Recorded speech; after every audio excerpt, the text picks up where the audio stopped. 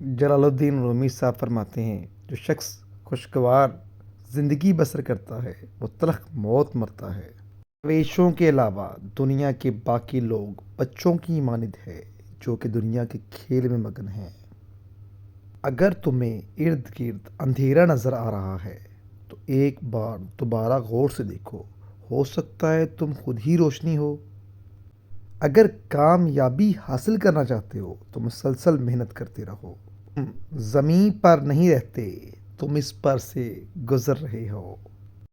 پیارے بیٹے، ہر شخص کو اس کے ہنر اور جوہر کے مطابق جگہ دینا۔ جاہل لوگوں سے مت ملنا ورنہ وہ تجھے بھی جاہل بنا دیں گے۔ حکیم لقمان کی نصیحتیں۔ مجھے ان لوگوں کی پرواہ نہیں جو میرے دشمن ہیں، محتاط ان لوگوں سے رہتا ہوں جو میرے ساتھ ہوتے ہوئے ذہن میں بغض اور نفرت رکھتے ہیں۔